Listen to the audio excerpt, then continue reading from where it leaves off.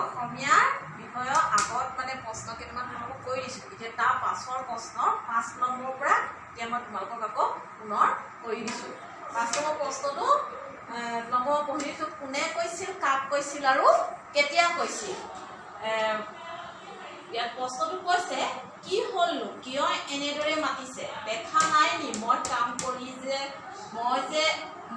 কাম যে কৰি আছোঁ, মোক এতিয়া দিগদাৰ নকৰিব। প্ৰশ্নটো এইটো আছিলে। এই কথাষাৰ কোনে কৈছিলে, কাক কৈছিলে আৰু কিয় কৈছিলে। তাৰ উত্তৰটো হ'ব, দোকানীজনে গ্ৰাহকজনক ক'লে। এই কথাষাৰ দোকানীজনে গ্ৰাহকজনক কৈছিলে, কাৰণ গ্ৰাহকজনে দোকানখনত চশমা কিনিবলৈ আহিছিল। সেইকাৰণে দোকানীজনক মাতি আছিল আৰু দোকানীজনে কিবা কাম কৰি থকাত বিৰক্তি পাই এই কথাষাৰ কৈছিল। ইয়াৰ পাছত আকৌ মই তোমালোকক কৰি আছোঁ। এতিয়া তোমালোকক আগৰ 5 নম্বৰটো লিখি দিছোঁ। এতিয়া 6 নম্বৰটো চোৱা। 6 নম্বৰটো হৈছে বাক্য সাজা। প্ৰথম বাক্যটো দিছে, কাটি কাটি। ভাস্কৰ গৰাকীয়ে শিল কাটি কাটি মূৰ্তি সাজিছে। তাৰপিছতো চোৱা, সৰু সৰু শিলবোৰ সৰু সৰু কৰি ভাঙিছে। চাই চাই ৰীমাই আকাশলৈ চাই চাই কিবা ভাবি আছে। ক্ষুদ্ৰ ক্ষুদ্ৰ পানীত ক্ষুদ্ৰ ক্ষুদ্ৰ কণিকা থাকে।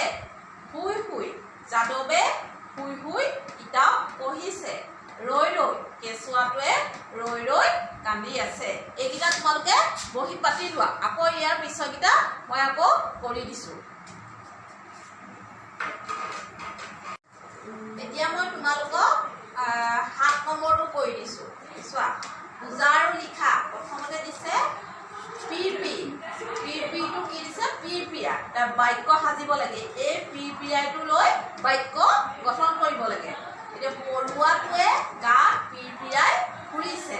তাৰপাছত হৈছে খিলখিল, খিলখিলা। আমি খিলখিলাইটোহে লৈ বাক্য সাজিব লাগে। বাক্য, ছোৱালী কেইজনীয়ে খিলখিলাই হাঁহি আছে। তাৰপাছত হৈছে তিৰবিৰ। তিৰবিৰটো তিৰবিৰাই। এই তিৰবিৰাইটো লৈ বাক্য সাজিব। আকাশত তৰাবোৰে তিৰবিৰাই আছে। তাৰপিছত হৈছে গিজ গিজ। গিজ গিজটো গিজ গিজাই। গিজ গিজাই শব্দটোহে বাক্য গঠন কৰিব লাগে। ল'ৰাবোৰে কোঠাটোত গিজ গিজাই ফুৰিছে। তাৰপিছত হৈছে চিকমিক। চিকমিকটো চিকমিকাই। আমি চিকমিকাইটোহে বাক্য গঠন কৰিব লাগে। সোণৰ অলংকাৰটোৱে চিকমিকাই আছে।